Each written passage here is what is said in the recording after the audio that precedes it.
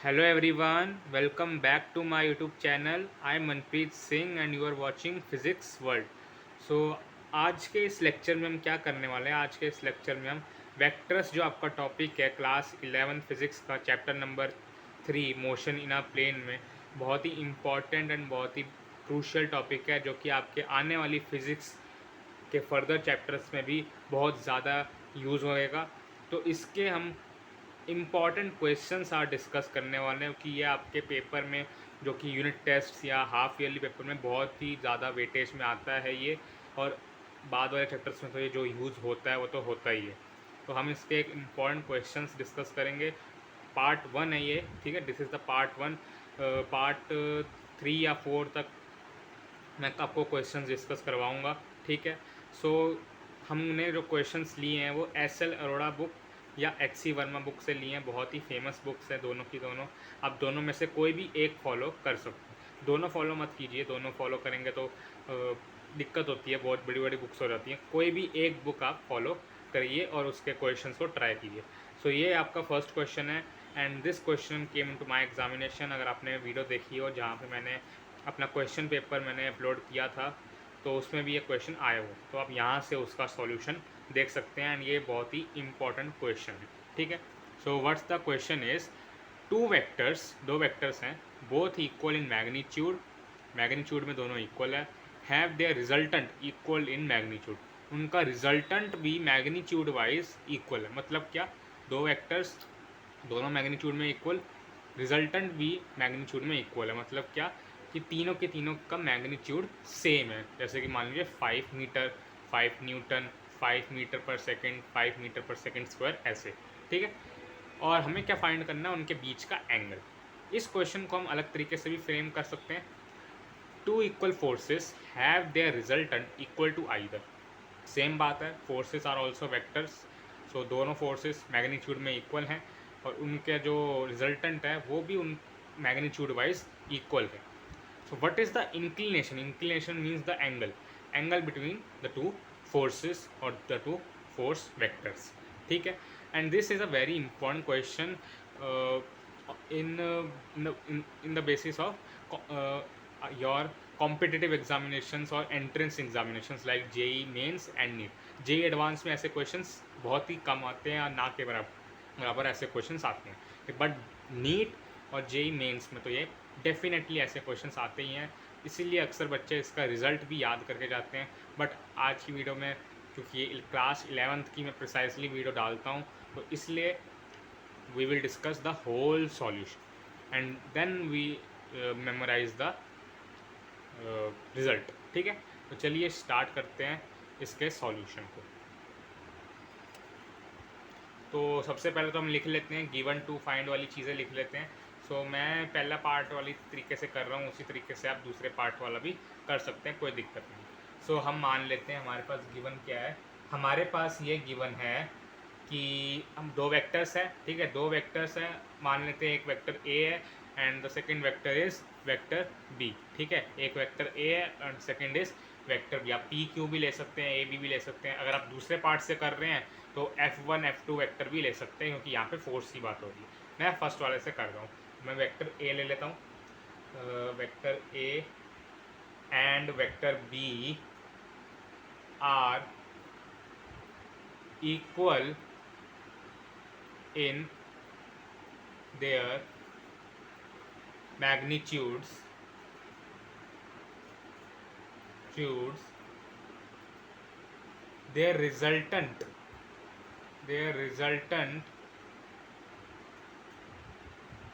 r vector, मैंने resultant को r vector let कर लिया है, आप भी कर सकते हैं ऐसे। their resultant r vector is also equal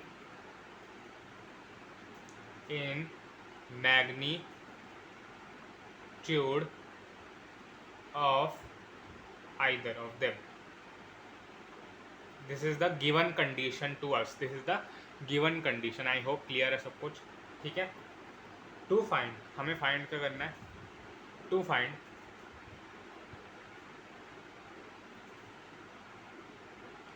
theta, and ये हम कह सकते हैं angle, angle between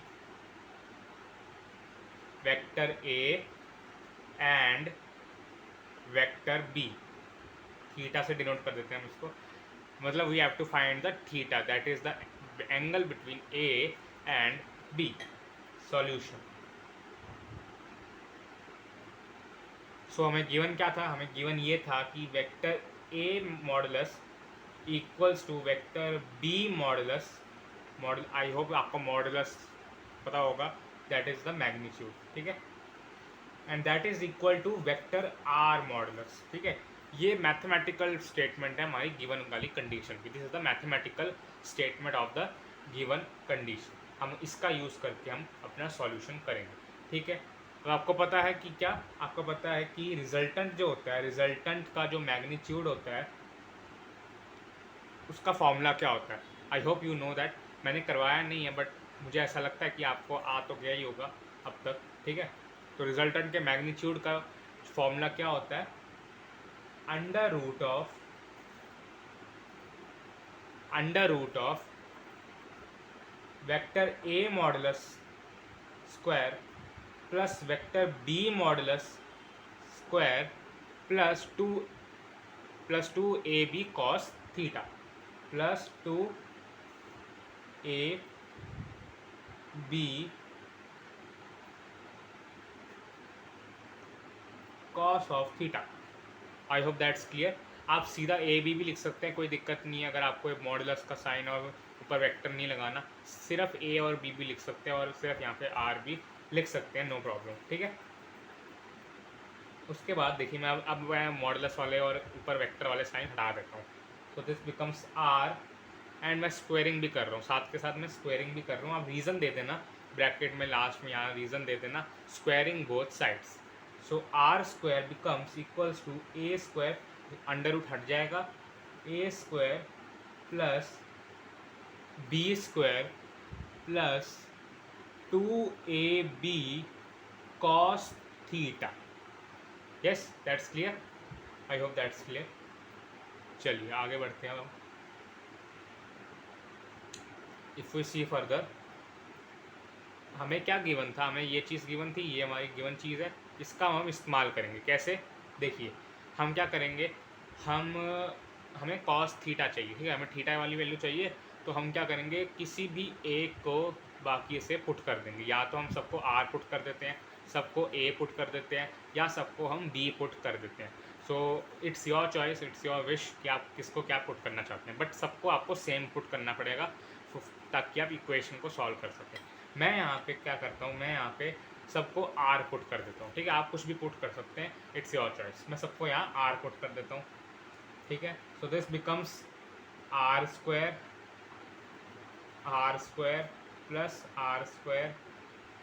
plus two, ये ए और बी भी आर के इक्वल है, so R into R, R square cos theta, ठीक है। I hope that's clear from till here, that's clear. चलिए अगला स्टेप देखते हैं। सो मैंने नेक्स्ट पेज पे ये नोट कर लिया, ये हमारा लास्ट स्टेप था पिछले वाले पेज पे, कि R square equals to R square plus two R square. So इसको हम कैसे लिख सकते हैं, इसको हम सबसे पहले तो क्या कर सकते हैं, R square equals to R plus R square, two R square plus two R square cos theta, ठीक है, ये हो गया। नेक्स्ट स्टेप में हम क्या कर सकते हैं, नेक्स्ट स्टेप में हम इसको यहाँ लेकर आ सकते हैं। सो ये क्या बन जाएगा, माइनस का R square, yes, two R square यहाँ चला जाएगा, तो R square minus two R square minus R square equals to two R square cos theta, ठीक है। सो ये आर स्क्वायर से ये वाला आर स्क्वायर कैंसिल हो जाएगा, आपका क्या बचेगा, देखिए -1/2 equals to cos theta. So theta क्या बन जाएगा आपका, थीटा बिकम्स कॉस इनवर्स -1/2। और अगर आपको थोड़ी सी भी ट्रिग्नोमेट्री आती है तो आपको इसका आंसर पता होगा कि थीटा क्या हो जाएगा आपका 120 डिग्री, ठीक है, 120, ठीक, 120 डिग्री।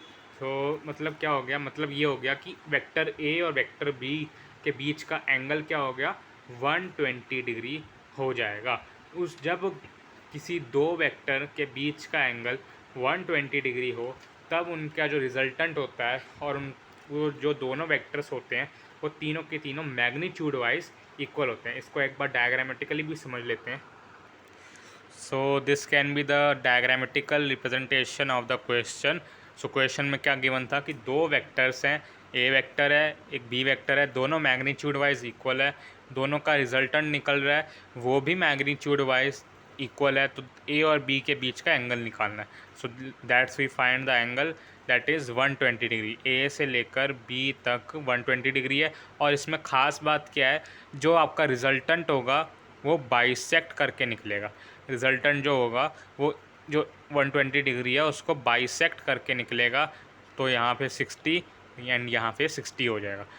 अगर दूसरे पार्ट के हिसाब से हम चले इसी क्वेश्चन के, तो हम क्या कर सकते थे, F1 वेक्टर, F2 वेक्टर और FR वेक्टर, ठीक है, हम ऐसे करके इसको सॉल्व कर सकते हैं। एंड अगर आपको इसका रिज़ल्ट याद करना है तो आप इसका रिज़ल्ट भी याद कर सकते हैं कि इसमें क्या आता है, थीटा 120 डिग्री ही होता है जब आपके दो वेक्टर्स इक्वल होते हैं इन मैग्नीट्यूड एंड उनका रिजल्टेंट भी इक्वल होता है मैग्नीट्यूड वाइज, और उनका रिजल्टेंट दोनों वेक्टर्स के बीच वाले एंगल को क्या करता है, बाइसेक्ट करता है। सो आई होप कि आपको फर्स्ट क्वेश्चन क्लियर होगा। So let's move to another question, question number 2. So this is the second question and this is very important and very good question. I would say that this is a very good question, a very conceptual question. So this says that two billiard balls are rolling on a flat table. One has velocity components as Vx equals 1 meter per second and Vy equals root 3 meter per second, and the other has components V dash x equals to 2 meter per second and V dash y equals to 2 meter per second. If both the balls start moving from the same point, what is the angle between their paths? Very good question, and this question can't be done without a diagram. इस question को आप बिना diagram के तो कर ही नहीं सकते हो, विजुअलाइज करना पड़ेगा पहले तो आपको इस क्वेश्चन। तो पहले विजुअलाइज करते हैं, फिर इसकी डायग्राम सोचेंगे कैसे बनानी है, ठीक है।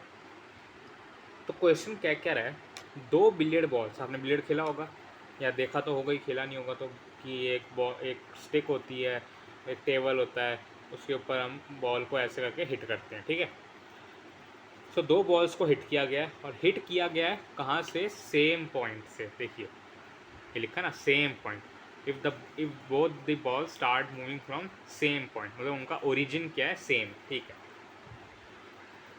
और उनके हमें वेक्टर दे रखे हैं, दोनों जो आपके बॉल्स हैं उनकी वेलोसिटी के वेक्टर दे रखे हैं। अगर हम बात करें वी वेक्टर की, तो वी वेक्टर को आप कैसे लिख सकते हैं, आई कैप, क्योंकि वी एक्स की डायरेक्शन में मैग्नीट्यूड 1 है, सो आई कैप मीटर पर second plus root 3 J cap metre पर सेकेंड। जे कैप क्यों, क्योंकि वाई है, ठीक है। समझ गए कि कैसे मैंने कॉम्पोनेंट से वेक्टर निकाला। आप दोनों तरीके कर सकते हैं। हो सकता था यहाँ पे आपको दे रखा हो V vector equals to I cap plus root 3 J cap metre पर सेकेंड, तो पहले आपको उसको रिजॉल्व करना पड़ता, ठीक है। रिजॉल्व तो नहीं, वैसे पहले आपको उनको क्या करना पड़ता, वी एक्स और वी वाई की फॉर्म में लिखना पड़ता मैग्नीट्यूड वाइज, फिर आप सॉल्व फिर वो और ज़्यादा कॉम्प्लिकेटेड हो जाता है, एक स्टेप और बढ़ जाता है उस, ठीक है। तो मैं कहना क्या चाह रहा हूँ कि एक जो आपकी बॉल है वो क्या कर रही है, उसका अगर आप वेक्टर फॉर्म देखें तो वो कैसा है, आई cap plus root 3 J cap metre पर सेकेंड, और दूसरे वाले का कैसा है, 2 आई कैप प्लस 2 जे कैप मीटर पर सेकेंड। दोनों का ऐसा आपका वेक्टर है, ठीक है। दोनों के वेलोसिटी वेक्टर कुछ ऐसे है, ठीक। अब हमें क्या कहा है, हमें कहा है कि दोनों बॉल्स को हमने एक ही टाइम पे सेम पॉइंट से हिट किया गया, ठीक है। तो दोनों जो अपने जो हॉरिजॉन्टल है उससे कोई ना कोई एंगल बनाएंगी, है ना। दोनों वेक्टर है, दोनों एक वेक्टर ऐसा जा रहा होगा, एक वेक्टर ऐसा जा रहा होगा, दोनों कोई ना कोई एंगल बना रहा होगा हॉरिजॉन्टल से। हमें क्या बताना है, हमें उन दोनों के जो उन्होंने जो पाथ जो फॉलो किया है, मतलब कहने का सिंपल सा कि उनका जो वेलोसिटी वेक्टर जो है उनके बीच वाला जो एंगल है वो फाइंड करना है, ठीक है। बीच वाला, दो ऐसे वेक्टर जा रहे थे, ऐसे ऐसे एंगल होंगे उनके साथ हॉरिजॉन्टल के साथ, हमें उन हॉरिजॉन्टल वाला एंगल नहीं बताना, हमें उन दोनों के बीच का वेक्टर बताना है। हमें उन दोनों के बीच वाला जो एंगल है वो हमें फाइंड आउट करना है। सो देखते हैं इसको हम कैसे करते हैं। So this is the figure of the question, कि क्वेश्चन जो हमें कह रहा है उसकी आप ऐसे करके फिगर बना सकते हैं। फिगर से मैं आपको कुछ चीज़ें समझाता हूँ कि क्या कहना चाह रहा है क्वेश्चन। देखिए, एक हमारा जो वेक्टर है वो ये वाला है, ओ ए मान लेते हैं इसको। चलिए, इस पॉइंट को हमने ए ब्लेट कर लिया, ठीक। और ये क्या है, ये ओ बी मान लेते हैं इसको, ये ओ बी वेक्टर है, ठीक है। और ये कौन से वेक्टर है, ये वेलोसिटी वेक्टर्स है, ठीक है। और ये क्या है, ये एक्स और वाई आपका एक्सिस है, मतलब ये आपको पोजीशन बताएंगे। आप सोच रहे होंगे वेलोसिटी दे रखी है तो पोजीशन कैसे बताएंगे, वेलोसिटी वेक्टर है ना, तो पोजीशन कैसे बताएंगे। तो वो ऐसे है कि वेलोसिटी की जो डायरेक्शन होगी वही तो आपकी जो डिस्प्लेसमेंट है उसकी डायरेक्शन होगी, और डिस्प्लेसमेंट क्या आपको पोजीशन बता देगा। बात समझ में आ रही है। वेलोसिटी की जो डायरेक्शन होगी वही तो आपकी डिस्प्लेसमेंट की डायरेक्शन होगी ना। वेलोसिटी डिस्प्लेसमेंट की डायरेक्शन तो सेम ही होती है, तो वही बात है इधर, ठीक है। तो अब देखिए, अब हम क्या करेंगे यहाँ पे। देखिए, ये एक मैंने यहाँ पे वेक्टर बनाया ओ ए वेक्टर, ये किसके लिए, ये आपका जो बिलियर्ड 2 वाला जो दूसरा बिलियर्ड था उसके लिए, जिसका एक्स कंपोनेंट क्या था V dash X, Y component क्या था वी डैश वाई, ठीक है। एक मैंने बनाया ओ बी वेक्टर, ये किसके लिए, पहले वाले बिलियर्ड के लिए, जिसका वी एक्स एक्स कॉम्पोनेंट था और वी वाई आपका वाई कॉम्पोनेंट था, ठीक है। और जो ओ ए वेक्टर है वो थीटा डैश बना रहा है आपके हॉरिजॉन्टल के साथ, और जो ओ बी वेक्टर है वो थीटा बना रहा है हॉरिजॉन्टल के साथ। हमें क्या, ये इन दोनों के बीच का एंगल निकालना है, ये ओ बी वेक्टर और ओ ए वेक्टर के बीच का जो एंगल है ना, ये हमें फाइंड आउट करना है इस क्वेश्चन में। वही चीज़ हमें बोली हुई। तो आई होप आपको समझ में आ गया होगा कि ये कैसे सॉल्व होगा। अगर ये वेक्टर है तो हम इसको एरो मार्क भी लगा देते हैं यहाँ पे, ठीक है। ये एरो मार्क भी है, ठीक। तो वो तो आप कर सकते हैं, ठीक है। अब देखते हैं इस क्वेश्चन को हम सॉल्व कैसे करेंगे। देखिए, इस क्वेश्चन को हम सॉल्व कैसे करेंगे, हम अब जेड ये वाला थीटा निकाल देते हैं, एक ये थीटा डैश निकाल देते हैं। तो थीटा माइनस थीटा डैश हमें वो दे देगा जो हमें रिक्वायर्ड एंगल है, एंगल बी ओ ए, हम ऐसे कह सकते हैं उसको, एंगल बी ओ ए या ए ओ बी, जो भी आपको कहना है, एंगल ए ओ बी कह दीजिए या बी ओ ए कह दीजिए। तो हम कैसे निकालेंगे वो, थीटा माइनस थीटा डैश। और थीटा क्या है, थीटा आपका क्या कैसे निकलता है, स्लोप से। थीटा आपका कैसे निकलता है, स्लोप से। स्लोप क्या होता है, टैन थीटा। सो हमें क्या निकालना है, हमें निकालना है टैन थीटा। दोनों केसेस के लिए हम टैन थीटा निकालेंगे, जिसकी वजह से हमारा थीटा निकल जाएगा। थीटा निकल जाएगा तो हम दोनों को माइनस कर देंगे, हमारा आंसर आ जाएगा। सो आई होप आपको समझ में आ गया होगा कि ये क्वेश्चन सॉल्व कैसे करना है। तो चलिए सॉल्व करते हैं इसको। सो चलिए, अब देखिए मैंने क्या कर दिया यहाँ पे, मैंने कर दिया है दो ट्रायंगल भी मैंने यहाँ पे बना दिए हैं, ओ बी सी जिसमें थीटा एंगल आ रहा है, एंड ओ ए डी जिसमें क्या आ रहा है, थीटा डैश आ रहा है। हमें क्या चाहिए, एंगल ए ओ बी। सबसे पहले हम बात करते हैं किसकी, triangle triangle O B C, ठीक है। इन राइट ट्रायंगल, दोनों राइट ट्रायंगल है, 90 डिग्री है। So in right triangle, in right triangle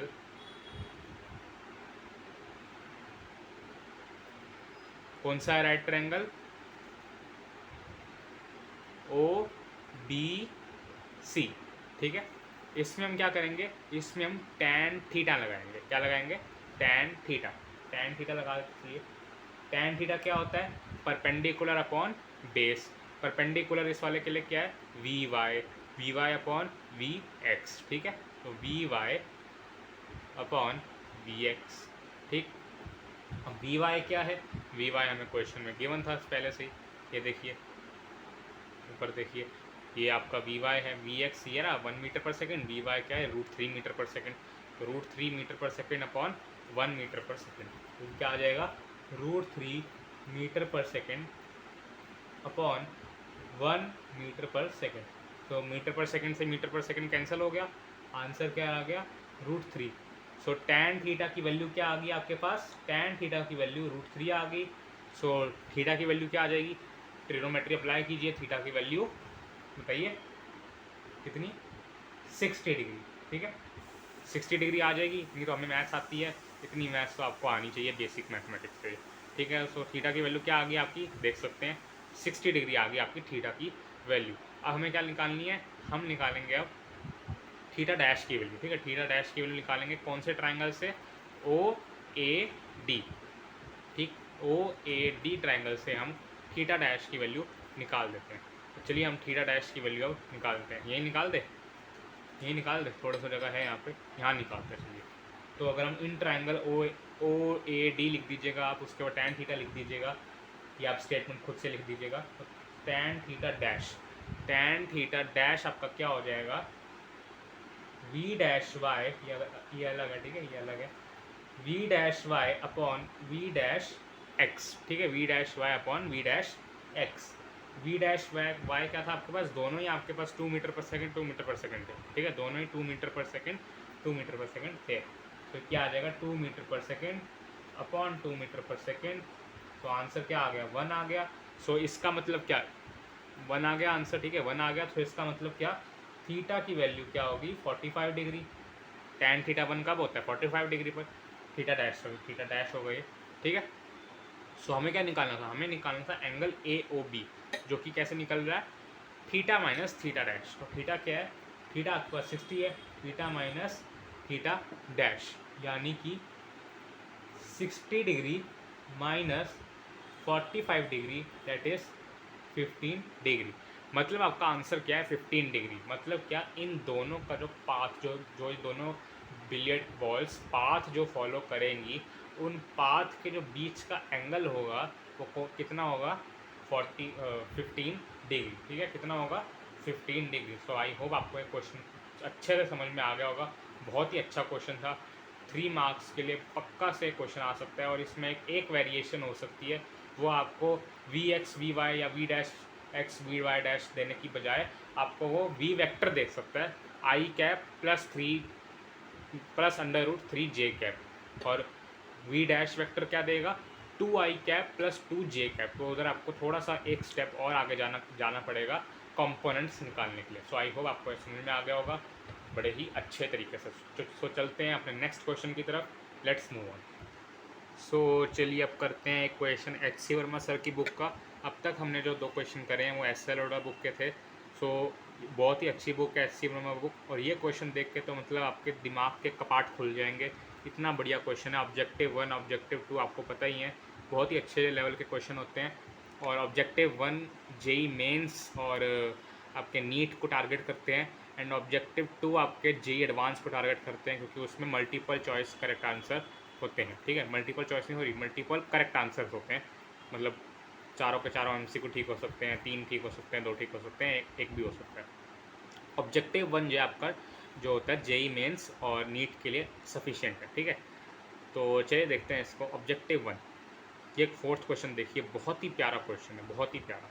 क्या है question, the component of a vector is, component of a vector क्या, मतलब इनमें से कौन सी स्टेटमेंट ठीक है। Always less than its magnitude, अच्छा। Always greater than its magnitude, अच्छा। Always equal to its magnitude, बहुत बढ़िया। डी है आपका नन ऑफ दिस। देखिए इसको मैंने अभी भी पढ़ा है, मैंने अभी अभी पढ़ा है इस क्वेश्चन को, मैं इसलिए आपको दिखा रहा हूँ ये, नहीं तो मेरा मोटिव नहीं था, मेरे मोटिव था कोई और क्वेश्चन आपको सब्जेक्टिव क्वेश्चन दूँ। लेकिन मैंने किताब खोली अभी अभी, तो मुझे क्वेश्चन दिखा, मैंने इसका आंसर मन में सोचा, बिल्कुल ठीक आया मेरा आंसर। बहुत ही मतलब जब आप गूढ़ गहराई में सोचेंगे ना, तभी आपका आंसर इसमें ठीक आएगा। कैसे, आपको एक चीज़ याद रखनी है, क्या, कभी कभी ना क्वेश्चन में ऑलवेज वाले वर्ड जो होते हैं ना, ये ज़िंदगी ख़राब कर देते हैं। क्यों, कि कोई भी चीज़ आप डेफिनेट नहीं कह सकते। साइंस में कोई भी चीज़, चाहे केमिस्ट्री हो, फिज़िक्स हो, बायो हो, कोई भी चीज़ आप डेफिनेट नहीं कह सकते। जैसे कि आप कह सकते हैं जो बायोलॉजी है, आपकी बायोलॉजी में कोई ना कोई आपकी एक्सेप्शन आ ही जाती है किसी ना किसी ऑर्गेनिज्म में, कि बाकी सारे ऑर्गेनिजम्स ये चीज़ कर रहे हैं, बट ये ऐसा ऑर्गेनिज्म है, this is the exception which is doing this, that is not the characteristic feature. Yes, and in chemistry also there are many exceptions, like जो अगर मैं आपको एग्जांपल दूँ, जो इलेक्ट्रॉनिक कन्फिग्रेशन पैलेडियम की होती है, हालांकि वो डी ब्लॉक एलिमेंट है, लेकिन फिर भी उसकी जो डी शेल में उसका NS0 होता है, उसका NS0 से 2 तक जो होता है उसमें 0 होता है, एक वही एलिमेंट है ऐसा। जिसमें NS 0 होता है, बाकी सब में 1 या 1 होते हैं या 2 होता है। ट्रांजिशन एलिमेंट्स की मैं बात कर रहा हूँ, लेकिन पैलेडियम में ऐसा नहीं होता। सो एक्सेप्शन वाले क्वेश्चन होते हैं। इसका मतलब क्या, क्या आप किसी भी चीज़ को डेफिनेट नहीं कह सकते। साइंस में किसी भी चीज़ को आप डेफिनेट नहीं कह सकते, बट यहाँ पे हर जगह ऑलवेज देर। लेकिन चलो ठीक है, कभी कभी डेफिनेट हो भी जाता है, कभी कभी ऐसी बात नहीं है। लेकिन चलिए देखते हैं अभी क्वेश्चन का आंसर कैसे निकालें। देखिए क्वेश्चन क्या कह रहा है, component of a vector. Component, कोई भी वेक्टर का कंपोनेंट जो होता है वो क्या, उससे छोटा हो सकता है, बड़ा हो सकता है, उसके इक्वल हो सकता है हमेशा हमेशा। देखिए तो ये कंपोनेंट बोल रहे हैं हम, कंपोनेंट बोल रहे हैं, हमें रेक्टेंगुलर कंपोनेंट तो बोल नहीं रहा ये। सही बात है, रेक्टेंगुलर कंपोनेंट तो बोल नहीं रहा, तो आप अपने दिमाग से ये तो हटा ही लीजिए कि इसका मतलब ये हो जाएगा कि एक्स एक्सिस वाला या वाई एक्सिस वाला, मतलब आप कह सकते हैं ए कॉस थीटा ए साइन थीटा, ये नहीं बोल रहा ये बिल्कुल भी नहीं बोल रहा। ये आप बात ध्यान से समझ लीजिए, कंपोनेंट बोल रहा है वो, रेक्टेंगुलर कंपोनेंट नहीं बोल रहा है। समझ में आया? उसके बाद अगर रेक्टेंगुलर कंपोनेंट हो, तब जो आपका होता है वो जो कंपोनेंट होता है वो कभी कभी मतलब ग्रेटर देन इक्वल टू हो जाता है। लेकिन अगर आप देखो, जब अपनी फर्स्ट क्वेश्चन जो किया था, फर्स्ट क्वेश्चन, उसमें एक वेक्टर था जिसको हमने दो आर्बिट्री डायरेक्शन में रिजॉल्व किया, दो आर्बिट्री डायरेक्शन में रिजॉल्व किया, तीनों के मैग्नीट्यूड इक्वल आ गए। हम कभी ऐसा भी कर सकते हैं कि तीनों के तीनों इक्वल ना हो, हम ऐसा भी बना सकते हैं कि दो के इक्वल हो तीसरे का ना हो। तो इसका मतलब क्या हुआ कि component of a vector always less नहीं, ग्रेटर भी हो सकता है, ऑलवेज ग्रेटर नहीं, लेस भी हो सकता है, इक्वल भी हो सकता है। जैसे पिछले क्वेश्चन में था, इक्वल था, एक वेक्टर के दो कंपोनेंट थे, वो दोनों इक्वल थे। लेकिन कभी कभी एक वेक्टर के दोनों कंपोनेंट अलग अलग भी हो सकते हैं।